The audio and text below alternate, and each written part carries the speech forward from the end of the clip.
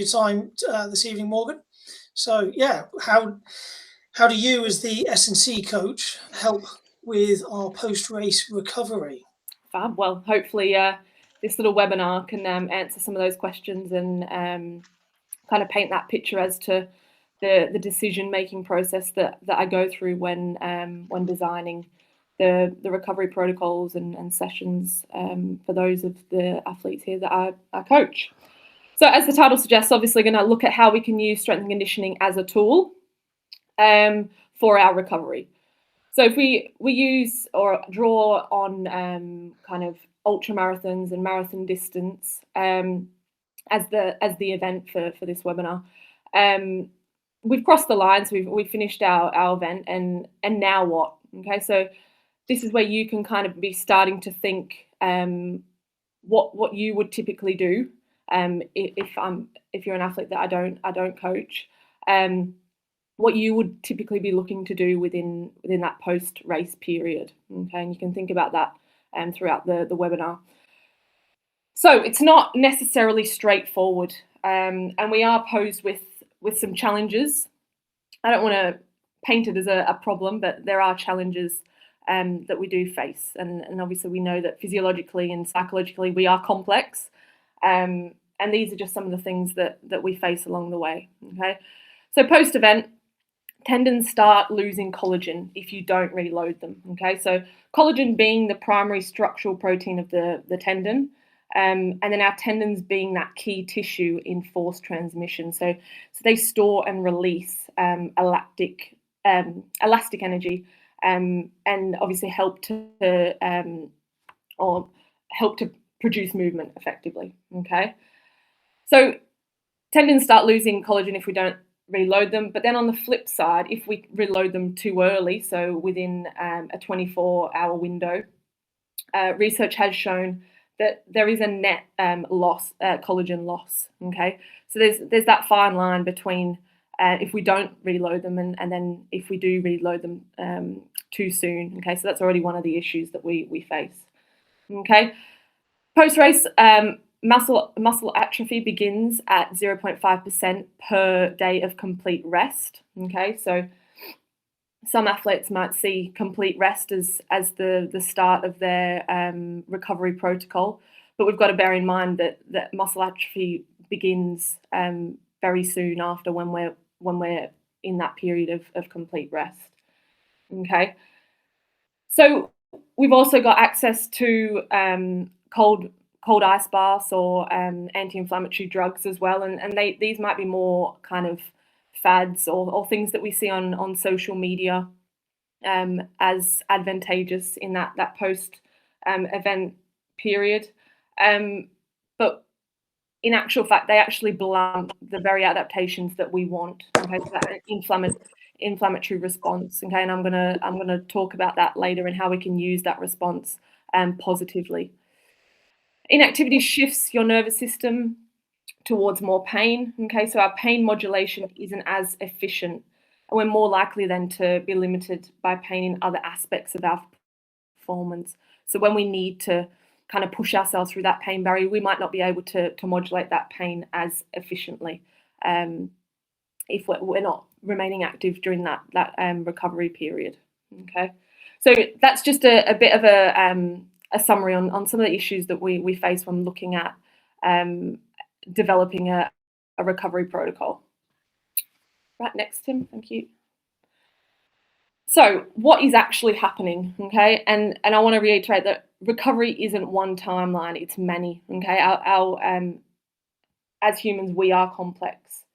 And it's many since each of our systems or tissues have that differing recovery window, or the time that it takes for our system to fully kind of recover and reach that pre-event capacity again. Okay, so Gabbett and Owata found or got across that a single race creates several recovery cues running at different speeds. Okay, so the same session can optimally load one tissue, but then also suboptimally load another. Okay, so it's about getting that balance right, and then that's where where my job comes in. So understanding those recovery windows. So if we first of all look at the tendon, okay, up to or equal to about 48 hours after high stretch shortening cycle volume. Okay, so we're wanting to wait, and obviously we know we want to wait at least 24 hours. Okay, but the tendon's taking longer to recover or be ready to kind of take load again. If we look at the muscle from an eccentric phase, 48 to 72 hours post event, and that creatine kinase can be elevated for up to 8 days post event. Okay, so creatine kinase is our key marker for exercise induced muscle damage. So that can be elevated for up to 8 days post event. Okay, so that's something to bear in mind as well. Our central nervous system and anaerobic system up to or equal to 72 hours before we give the body a similar dose or a similar load to that it's experienced previously. And then finally, we've got our aerobic system, which is probably the quicker recovering system, which is less than or up to 24 hours. Okay, so we can start to see there that we've got very differing time periods in recovery of these systems and tissues, and it's about getting that right and having that tailored recovery plan that isn't going to suboptimally load one. We want to make sure that they're all optimally loaded, and it's a progressive program or protocol, so to speak. Next, Tim, thank you. So to put things into perspective and really understand the stress that is placed on the body during endurance events, some research by Tiller and Millett found that creatine kinase rises greater than 10,000 units per litre in the blood after long ultras. Okay, and if we look in that bottom right corner and compare that to resting levels of a range of 34 to 171, you can really start to see that there is a great difference, and we really are experiencing high levels of fatigue and that rise in creatine kinase and subsequent muscle damage. And if we obviously compare that to a marathon, and by all means a marathon is no mean feat, we can still see that is a large difference between those two events as well. So we can really see that degree of fatigue and muscle damage that we're experiencing, and then the kind of subsequent complexity that is faced when applying a recovery protocol. Next, Tim, thank you. So how do we start to approach that from a strength and conditioning point of view and use strength and conditioning to our advantage, okay, rather than the opposite? So I feel there is a little bit of a stigma around the use of strength and conditioning for recovery. As it can be seen, and typically I've experienced, athletes view additional or strength and conditioning work as additional load or additional fatigue. So it's going to hinder rather than help that recovery process.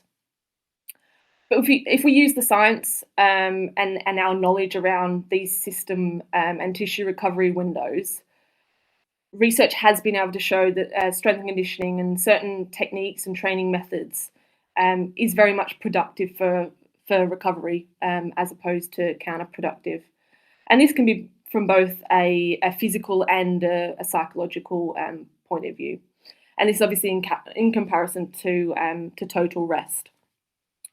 So to draw on some of the research, if we look at the tissue level, okay, so research from Gabbett and Ottawa found support for low volume, low intensity movement in the day after those high stress training or competition periods. And they justify this by saying that maintaining that systemic load helps to maintain what we call IGF-1 and BDNF, which in turn helps support our myogenesis, so the optimal functioning of our body's processes and systems.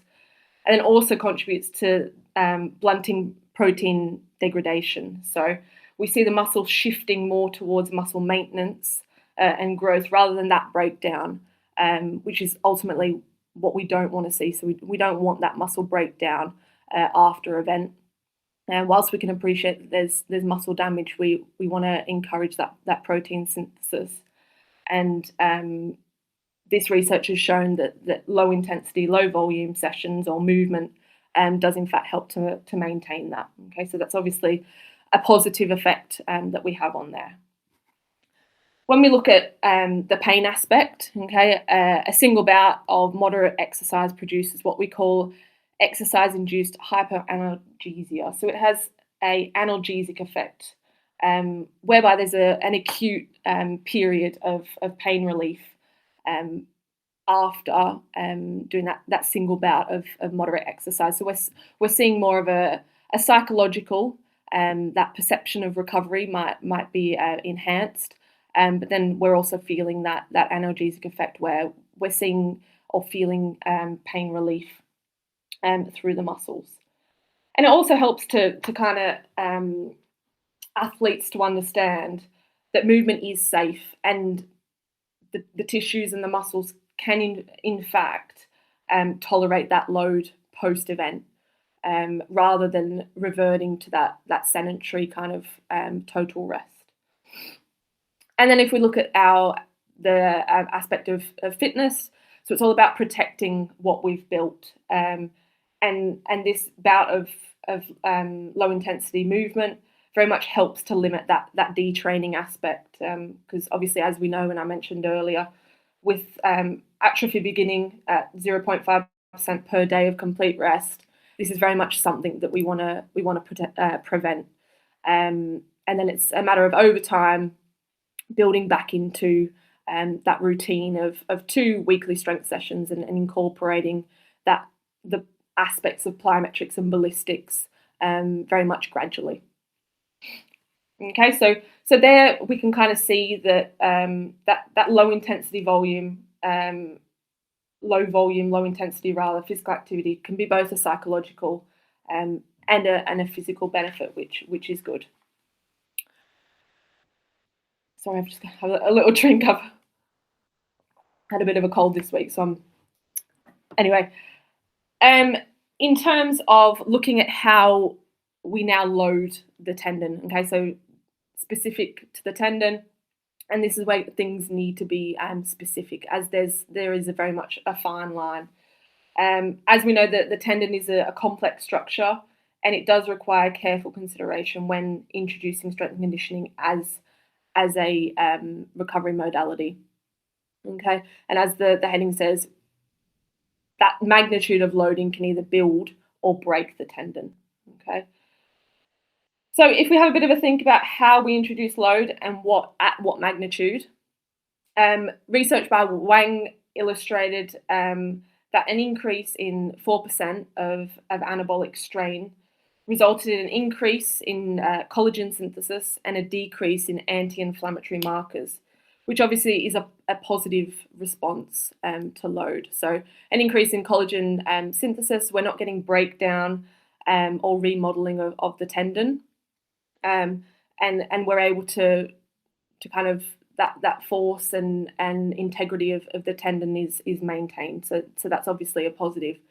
However, if we then increase the strain by 4% and go up to 8% of anabolic strain, there is a shift and an increase in anti-inflammatory markers, and an increase in the cellular substrates that are indicative of what we call degenerative tendinopathy.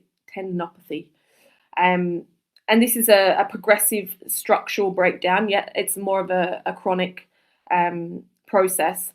But in term and over time, this results in the reduced mechanical strength and stiffness of the tendon. Okay, and it's very much something that we want to avoid. So there we can see that there is a fine line between that 4% and 8% increase in magnitude of how we're loading the tendons, and that's something that we really want to be able to get right when we're looking at our recovery protocol. So from a practical point of view, we want to look at, in those first 0 to 2 days, avoiding high stretch shortening cycle work, because this is indicative of high neuromuscular demand. And as we know, within this window, it can result in a net collagen loss, okay, which is something that we want to avoid within that first 24 hours. On days 3 to 7, we can start to introduce some isometrics, okay, as this is well within that kind of 4% anabolic strain window. And isometrics have also been shown to have that analgesic effect and contributes to that effective loading of the tendon and helping to maintain that tendon structure as well as the tendon stiffness to produce force. When we look at week 2 onwards, that's when we can start to reintroduce that heavy, slow resistance or eccentric loading, but bearing in mind that we want to keep the kind of the rep range more towards that 50% 1RM and avoid any reps to failure, as research has indicated that kind of going to that point of failure, we can see meaningful increases or rises in the creatine kinase, which is something that we want to avoid as we're trying to reduce that anyway post event. Okay. Next, please, Tim. Thank you. So I want to touch now on how we can use inflammation as a signal and not noise. So we can use inflammation to our advantage and not kind of see it as a negative thing. Rather, we can use it to inform our decision making and how we move forward in the recovery process. And kind of, are we making the right decisions at the right times? Okay. So at the minute, there is a lot of hype, and I've already kind of touched on this in the beginning, around cold water immersion, so ice baths, contrast therapy, and the positive effects that it's thought to have on recovery. And I'm not saying that there isn't any benefit, but it's first of all understanding what we're trying to gain from either the use of cold water immersion, but we need to understand what are we trying to achieve, and also what kind of stage of my season am I in? What are my goals? If I'm in a phase where adaptation or hypertrophy is the goal, research suggests that it's the blunting of this, that cold water immersion can have a blunting effect on inflammation and accelerate our perception of recovery, which could in fact attenuate those hypertrophic and tendon adaptation if we use it routinely. Okay, so obviously we want inflammation so that our body is then able to adapt to those new demands. But however, if we're jumping straight into an ice bath, that kind of process can be blunted, and that's not something that we necessarily want. Okay, so there is a place for cold water immersion, and I'd say that that's probably during congested race schedules where that aspect of psychological readiness is important. Okay, so that perception of I feel recovered. However, that's not to say that you shouldn't listen to your body at the same time and kind of proceed with caution. But I would definitely say where that chronic adaptation is needed or matters, that I would avoid using ice baths. And the same effect has been said for anti-inflammatory drugs, where clientele has found that there is associated with poorer long-term pain outcomes through the use of those anti-inflammatory drugs. Tim, yeah. So finally, just looking at how mobility, or the evidence for mobility within a recovery protocol. Okay, so Pandini et al. Found that static stretching only produces small architectural changes, and it's rather the high volume, kind of high intensity stretching protocols that drive more longitudinal fascicle growth. So it's the kind of maintenance or getting in that routine of consistently doing mobility where we start to see those long-term changes. And that's not to say that there aren't positive effects for mobility, but that's more kind of linked to pain relief, restores joint range acutely, but it's the high doses that we need to be kind of engaging in for the architectural and adaptation over weeks or months rather than a short-term period. Next, Tim, thank you. So now if we kind of put that all together, and I appreciate there's a lot of information there, what does a protocol start to look like? Okay, so if we look at race day, and I've not touched on nutrition at all because that's not my area, but that might be something that we can look at in the future. So it's been race day where we're prioritizing sleep, glycogen stores, hydration, so making sure that we're hydrated, and that regular intake of 20 to 30 grams of protein.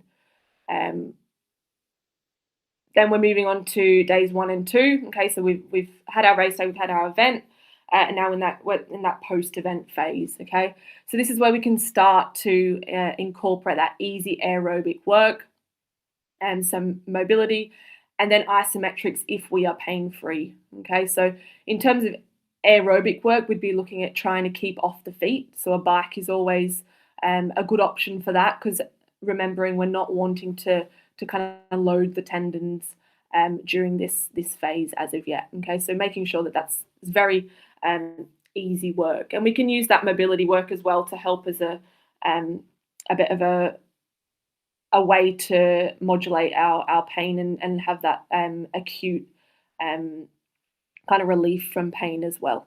Okay, moving through to days 3 and 4, isometrics. So we've got 2 sets of isometrics, or 2 categories of isometrics. We've got yielding and we've got overcoming.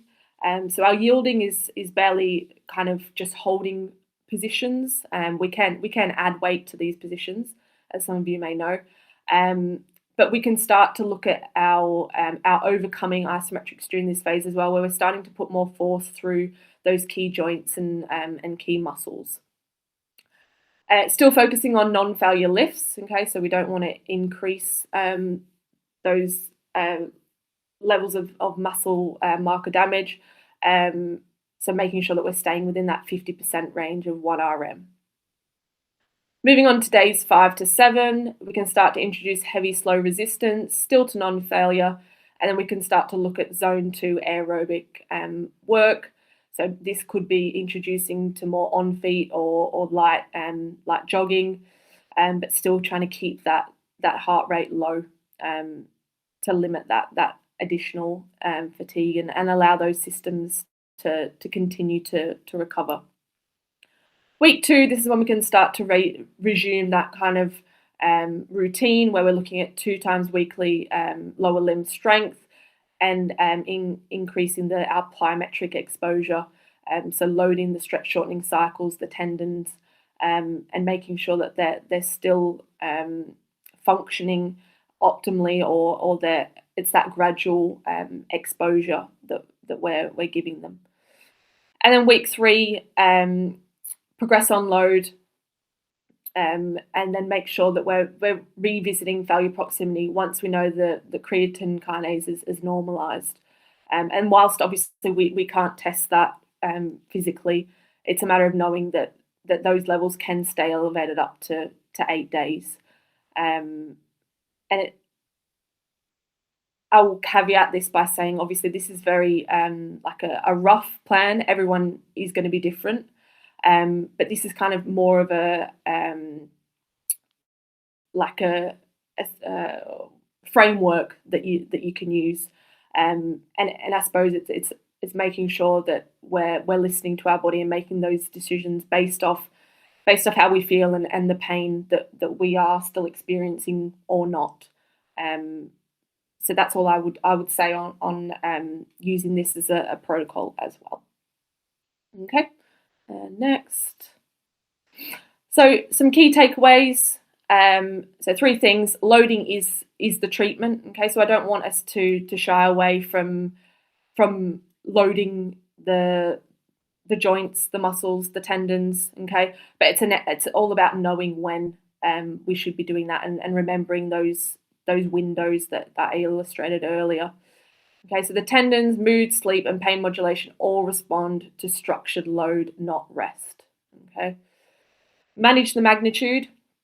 So we know that 4% window is important, and kind of that fractional increase can result in some negative kind of factors or things that over a longer period of time could be detrimental. Isometrics first, and then we can begin to introduce heavy strength resistance, but still avoiding reps to failure. That's something that we can revisit once we know that fatigue is fully diminished and we're kind of back to our pre-event capacity. And then don't blunt the signal. So using inflammation as a good thing or a way to judge how we move forward. It's all about skip routine, ice baths and anti-inflammatory drugs in adaptation blocks, because there are alternatives such as sleep and vitamin D and creatine instead that we can use instead of those kind of modalities that could potentially be detrimental if used in the wrong kind of area of our training block. Okay. And that's everything from me. I appreciate that's a lot, a bit of a whirlwind, but hopefully the key points got across. And if anyone's got any questions, feel free to ask them. Thanks very much, Morgan. Yeah, hopefully that just gives a bit of an overview of, there is method in the madness. There's some really solid science behind what we do and why we do it. So yeah, are there any questions from the team?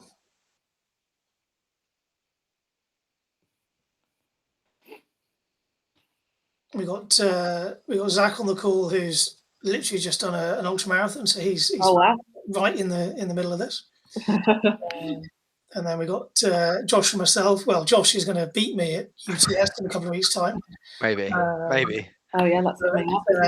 I'm hoping he's going to smash himself a little bit more than I'm going to do, because I've then got another ultra a few weeks later, so I need to make sure that I do recover.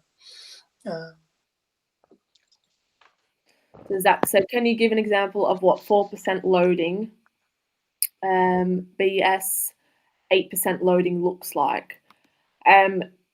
So whilst I can't give specifics, an example would probably be, so if you're using isometrics, I would know that kind of body weight would be kind of your starting point, and then it would be maybe the yielding isometric. So when you're pushing against something is immovable, and you're kind of putting more force through the tissues and through the muscle, I'd say that kind of movement or that kind of isometric would be above that 8% kind of loading. But I can't kind of provide specific examples. Okay. Yeah. I was just trying to. Yeah, it's good. Trying to get a picture of, what's too much and what's not enough. And that's the hard part. But yeah, it's kind of erring on that side of caution, and knowing that the isometrics are typically less neuromuscular demand. They've got that analgesic effect, and kind of progressively loading. So starting with body weight, if that feels good, it's kind of that progressive, not progressive throughout the session, but rather progressive throughout the days or the weeks. Mm-hmm. Great. I think it's making you realise there's that value of that relatively easy isometric load, that sort of long, like body weight hold, and that is actually valuable. And you might feel like you're not really doing anything, just doing a single leg isometric hold of maybe a calf or patella or something like that, and you think, why am I doing this? What's the point? Well, there's the evidence. There's some sound evidence behind it. Yeah, exactly. And I think sometimes that those like isometrics can be underestimated or kind of seen as boring, or like, I'm just stationary. What is this doing for me, kind of thing. But there are benefits, and the research does show that. And if I put my physio hat on, this is where we see people coming into clinic who they've resumed training after 2 weeks of nothing, and they think, but I've been rested. I did my race 2-3 weeks ago. I've done nothing. Why am I injured now? And it's like, well, because you've done nothing for 2 weeks. Yeah. And then you suddenly try to go back to loading, and guess what? Your tendons have deloaded. Yeah. Melissa, you had your hand up first. Yeah, thank you. Yeah, this was great, Morgan. Very insightful. Oh, great. Thank you. I have a question. Well, I have a couple of questions. One of them is regarding, you talked about cold, but what about hot? Like in the next couple of weeks after the race, going to yoga and doing like hot yoga for stretching, and being at or even going to a sauna or something that is like quite hot. What are the kind of consequences, or something that is recommended? What is kind of like the impact on recovery? And then the other question is regarding some of the kind of like this equipment that you can put on your legs that put pressure on your legs and like on the muscles. So what is that? What does that also do to your recovery strategy? Okay. Tim, you might be better at answering the latter of those questions. But I'd say you could see yoga or hot yoga as kind of like, because they're very much low impact kind of flow movements that could kind of fit into the mobility side of things. But then also when you're holding those movements, the kind of isometric side of things, and obviously bearing in mind if you're loading that or if it's body weight. I don't know a lot around the research, and Tim might have more of an idea, but I could see how relating those movements to the concept of isometrics and mobility, there would be benefits to doing that. The only thing I'd say, obviously, with like the sauna and hot yoga is that element of hydration, obviously, and making sure that there will be obviously a significant loss in fluid, and depending on how intense your event was, that would be definitely something to bear in mind. If there were kind of better modalities that you could be using for your recovery, rather than kind of adding or making it harder for yourself to replenish those salts and electrolytes and fluids post-race. That's all I'd say on that, probably. Yeah, I think it depends on the timing. So as Morgan's rightly said, we used to talk about ice baths for recovery and thinking ice baths were a wonderful thing, and then we did more research and realized, actually, if you're doing multiple events on the same day, same weekend, then yes, it has a benefit from the nervous system, but otherwise it blunts any beneficial adaptations that you get from that training stress. So therefore we moved away from it. So then people started doing the research on heat. And currently the research is showing that, heat, so hot baths, hot packs, don't have a negative effect. And if they make you feel good and therefore you move good because you feel good, then great. The kind of hot yoga, stuff like that, this is where we're now starting to really consider the multitude of factors that feed into this. So there's also the psychological. So are you getting a psychological benefit from going to do a yoga session? Is it, it's moving meditation? So maybe that's helping from a recovery point of view. So is it purely the physiological response we're getting from it? So I think I would add that into the mix. Hydration, yes, definitely but you're probably not going to be doing a hot yoga session the day after a race. No. I remember doing a yoga session the morning after racing the Solomon Skyline race in Scotland, the Glencoe one. Yeah, that was painful. But if it's, that sort of day, 5, 7, yeah, that's going to be okay. So the other part of your question regarding the sort of compression boots. So yeah, I mean, I've got a pair. We've got a relationship with the team with Compex, so I've got a pair of the Compex boots, and there's other brands out there. They do just make your legs feel nice. I mean, again, the research is a bit mixed, and it's not a definite that it has a significant physiological response. But if your legs feel better after using them, just getting some temporary change in some of the kind of the pooling in the lymph fluids, so the sort of swelling in your legs, even if that benefit is temporary, if you feel better and you move better, we're getting some of that analgesic, that pain relief response. So it's a short-term gain for no real negative effect. So if you've got a pair, brilliant. If you don't, it's not the end of the world. It's a sort of added bonus. Yeah, and I think a lot of the research across all modalities, apart from kind of the strength and conditioning aspect, is very much psychological.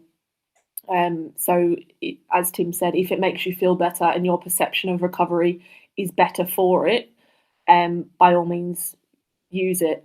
But obviously understand if there are caveats and when you shouldn't be using it. Did that answer your question, Melissa? Yeah, very clear. And I laughed many times, especially when you said, of course, you're not going to do yoga after the race. And I was like, of course not. Yeah, thank you. Very clear. Thank you. Well, maybe we'll have so Melissa's racing UTS as well. 25. So, yeah, but 25. Yeah. Right. I'm not. Yeah. I'm not saying that he's not great. I'm just saying it's the first 25 that I've done.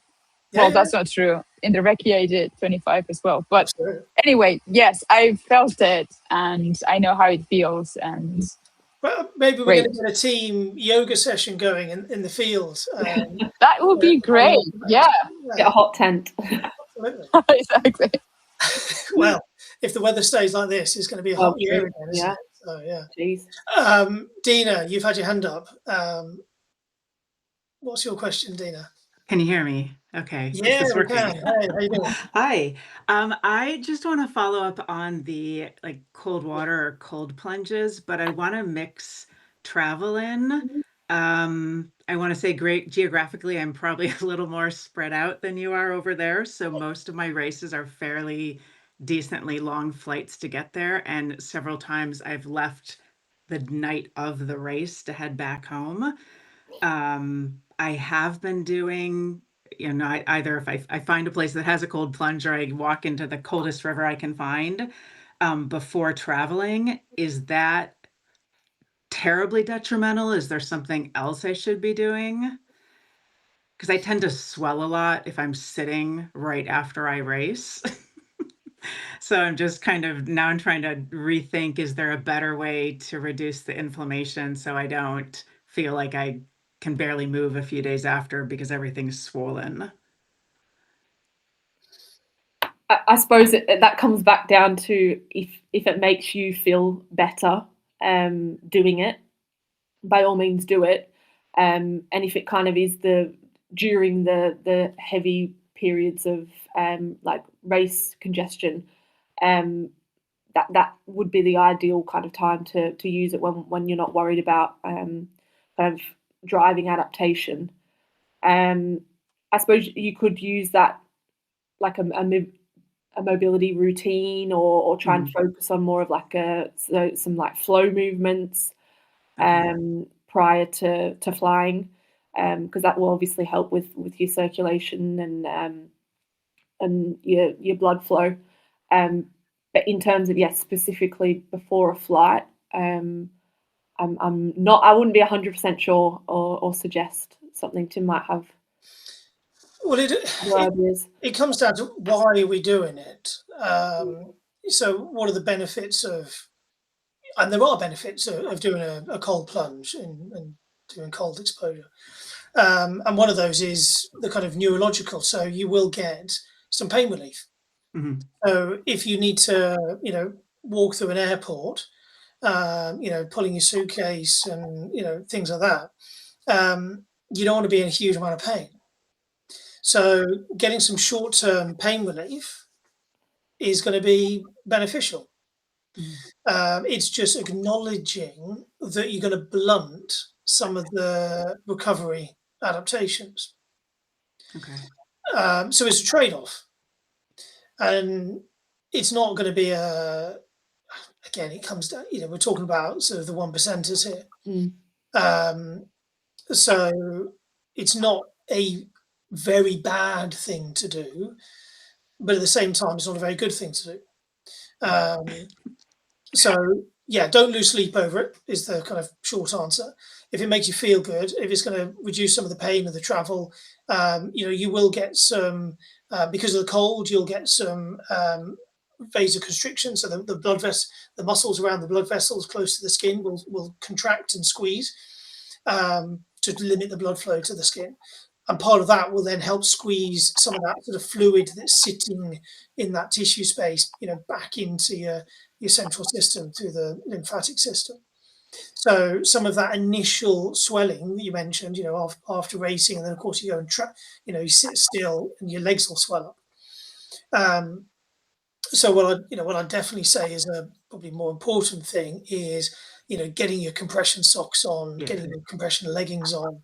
That's the first thing I do, and sometimes even before I have a shower, I'll get a set of compression socks on, and then it might be I'll then go and get my shower maybe a little bit later on if it's not an immediate thing I can do, and then put another pair of compression socks on later on. So yeah, that might be another thing to add into the mix. Okay, thank you. Does that answer your question? Yes, it does. I won't worry about it too much, but I won't do it to an extreme. Yeah, I think doing it for a few minutes just to give yourself a little bit of a neurological stimulus, great. But don't go and sit in the cold river for 20 minutes, half an hour. Oh yeah, I don't think that's possible. Melissa, your hand went back up again. Yeah, it's just that you touched on a very, for me, a very important topic that I haven't talked about with, I think I haven't asked anyone. What is the routine that you recommend, Morgan as well, or any of in the call, for their recovery? I mean, like the gear that you use, or like the equipment that you use. You said like the compression socks, but what are the other things that people use to right after they have finished? Tim, you might have more answers to that per post event.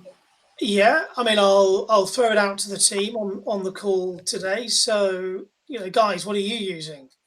Zach, you've just finished. Are you using anything? One thing I always have, like all of my races, I've done this for a while. I always have chocolate milk waiting for me at the end. It's always in my bag at the end, and yeah, my wife's there, and my son now too, waiting there with my chocolate milk. So that's one thing for me, regardless of whatever else they have at the aid station and everything. Always some chocolate milk. Absolutely. Yeah. Yeah, the compression socks, like Tim said, I do that too. Also before the shower, one of the first things, as soon as I can get my feet, get my shoes off and actually be a little functional afterwards, depending. Definitely get the compression socks on early as well. And then if you have to take them off for a shower or whatever, and then get them back on. Yeah, those are the big ones for me. And then depending on hydration level and everything, that's always a pretty big one to start right away. Yeah, this past weekend it got a little bit hot pretty early. I mean, hotter compared to what's coming. It's not hot, but relative to the winter, So hydration was a struggle during the race, and I definitely lost a significant amount of fluid getting through it, and that was a priority for sure at the end, trying to get as much back in too. And that rehydration can take, it can take several days to bring yourself back up to your pre-race levels. So yeah, something to bear in mind. Shall I pick on somebody else? Sarah, are you on the bike listening in on this, or are you actually? I think she's only just joined. No, I did. I was a bit late. I couldn't get on, but I'm here. Definitely. Say again. You're not pedaling in the background. I thought you might be on the turbo. No. I'm down south. I'm I'm very much a chocolate milk fan. Yeah, chocolate milk here as well. Yeah. But other than that, other than chocolate milk and trying to like rehydrate, sometimes normally by the end I'm craving something savoury. So normally something like salt and vinegar crisps and chocolate milk is normally kind of where I'm at. Other than that, I don't put on any socks or leggings or any. I probably can tell me off, and I'll do anything like that at all. I do wear compression socks to go home in if it's more than an hour, I suppose, drive. Yeah, Dean is thinking an hour drive. try 6 hour flight. Yeah. Well, I suppose the only other thing I suppose I try to do, whether it's good or bad or not, is I try to keep moving as much as possible. Obviously, I know you have to kind of sleep and whatever else, but actually, I find that depending on how long the race is, like if you're walking around in the hours and days afterwards, that actually everything feels much better than if you're just sat. Yeah. So I'm going to make that point. Yeah, trying to stay as mobile as possible and on your feet. And I suppose if you are flying, it's a matter of not just sitting in the seat and actually using the aisles, being that person that's roaming around the plane, rather than sitting down the whole time. Well, Sarah gets a lot of sessions on her plan called Motion is Lotion. And it is just some very easy, just spinning your legs, because just a little bit of movement is brilliant. So yeah, Motion is Lotion. Okay. I mean, there's other toys out there. Again, using some of the electrical stimulation, I'll sometimes use that. And I know, Sarah, you've played around with some of the complex electrical stim in the past, which is essentially like a glorified TENS machine. So again, it's just a little bit of pain modulation. And there's other ways that we can do that, exactly as Morgan talked about today. There's the massage guns as well, which again is a form of vibration. So again, it's a neural stimulus into the body, which again can make you feel better. And if you feel better, you move better. There's nothing magical about any of these. The main things are the big rocks of sleep, good nutrition, rehydration. Those are the main things, and then everything else is bonus on top.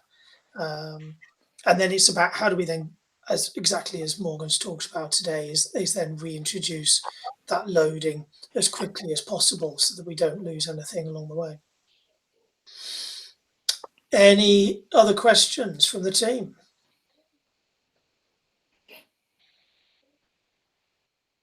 Silence. I'll take silence as a good thing. So thanks for dialing in tonight. Thank you, Morgan, very much. Obviously, if you do get other questions you want to ask, then jump on the Circle team and you can send Morgan a message either on the sort of coach chat or in the S&C tab. Or obviously, if Morgan's working with you directly, then through the comms on Training Peaks itself. Okay, thanks very much. Thanks, guys. Thanks, everyone. Thank you. Thank you. Thanks.